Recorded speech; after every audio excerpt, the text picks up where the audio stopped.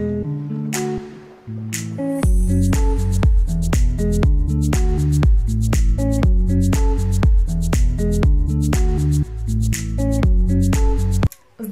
и добре дошли в каналът ми. В днешното видео ще си поговорим за една много интересна тема, а именно косата.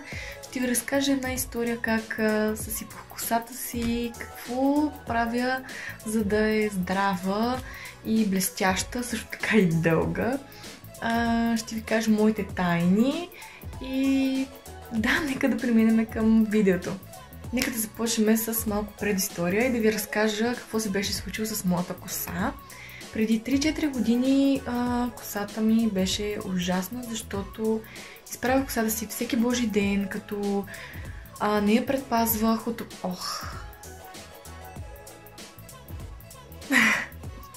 Като не я предпазвах от топлинна обработка, не се грижах толкова за нея, не правих маски, не си слагах кристали, не си...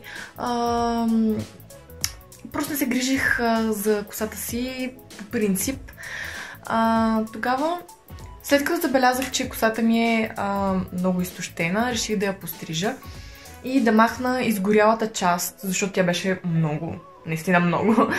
Постригах косата си късо, някъде ето до тук. Ще намеря снимка и ще ви сложа, за да видите колко ми е била къса косата. Мисля, че беше преди 2 или 3 години съм била с толкова къса коса. И в момента ми е по-дълга. Ще видите на кадрите още в самото начало колко ми е дълга косата. Напоследък доста хора ми казват, че ми е пораснала косата, въпреки че аз не го забелязвам, може би защото всеки божи ден се гледам и нямам си на представа. И така като цяло, след като я постригах, започнах да се грижа повече за нея, правих си домашни маски главно, използвах кристали. И от тогава не изправях косата си въобще, само по поводи и до ден днешен е по същия начин, не изправям косата си. Нося си я по естествения си вид, може да видите, че ето тук си е по принцип по-чуплива в краищата. Това е като цяло цялата история, която исках да ви разкажа. Просто гледайте да предпазвате косата си от топлинната обработка.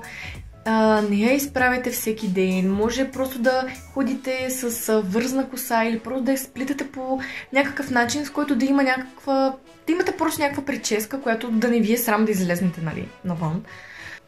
Сега ще премина към продуктите, като ще започна от шампуана.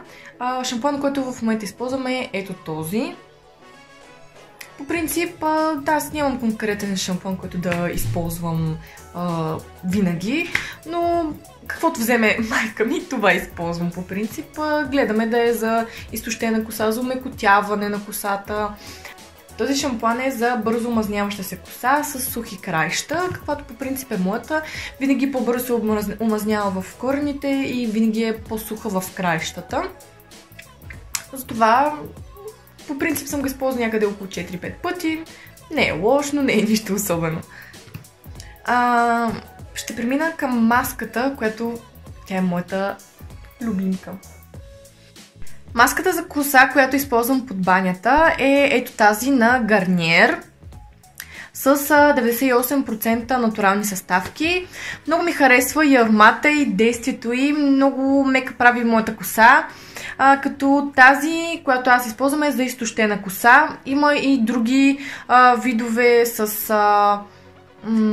мисля, че с банан. Не съм сигурна за другите. Ако вие се интересувате, проверете и вижте коя ще е подходяща за вашия тип коса. Тази маска е много интересна, защото може да се използва по 3 начина. Като маска, като балсам и като кристали. Сега ще ви споделя и за маските, които си правя по принцип. Едната е с ленено масло, като то трябва да е студено пресовано. Като какво правя с маската? Сипвам 2 супени лъжици в една купичка и в друга стоплям вода. Другата купичка, тази, която е с лененото масло, я слагам в тази, която е с топлата вода. Като нея, в смисъл само я потапям, за да може на водна баня да се стопли самото ленено масло, за да има по-добър ефект. След което я нанасям на косата си, разтърквам добре от 5 до 10 минути, след което си слагам шапка за баня и кърпа, за да може да има по-добър ефект от лененото масло. И седя 1-2 часа, ако ви е изтощена косата, може да седите и цяла нощ, след което я измивате. Малко по-трудно се измива, но при второто измиване, ако търкате добре, се измива добре. Не остава никакви мазни работи. Следващата маска, която си правя е с кокосово масло, като и то трябва да е студено пресовано.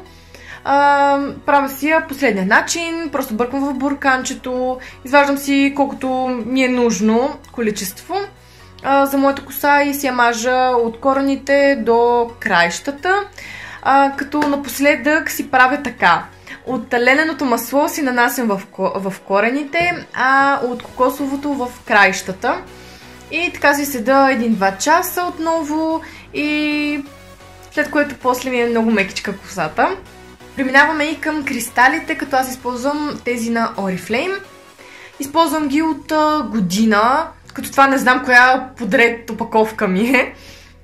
Много съм доволна, защото не са ми сухи краищата, омекотява ми ги, не ми цъфти дори често косата. Доста рядко хода на фризьор за цъфтящите краища. Но, както ви казах, 2-3 пъти в годината се постригвам. Сега ще ви споделя и за един проблем, който имам дори в момента. Имах преди година и то много по-зле, отколкото от сега. Нямам си на представа дали е от пубертета или от рязката смяна на времето, или нямам си на представа, или може би от шампуани, които използвам. Наистина нямам си на представа, но имам пърхот, като се боря с него с етерично масло от чайно дърво. Бях научила от Аглю, ако я знаете. Тя също е влогър, но качва влогове главно с дечицата си. Аз много я харесвам, много са ми полезни видеята й. И главно от един от клиповете й разбрах за чайното дърво, етеричното масло от чайно дърво. И реших да го пробвам, понеже тя каза, че се справя с пърхота. Като какво правя? Сипвам си малко шампуан в шепата, след което капвам 10 капки, като вие ако започвате в момента, смисъл не започнете с 10 капки, започнете с 5 капки и постепенно увеличавайте. Защото може да раздразни вашият скалп, нямам си на представа. Просто не дейте да рискувате. Използвайте го веднъж в седмицата, не при всяко миене на косата, без значение кога си миете косата. В смисъл, има хора, които си я мият всеки божи ден, което е грешно. Аз мия косата си 2 пъти в седмицата, като единия път е по средата и единия път на края на седмицата, към неделя, може би сряда и неделя, някъде там.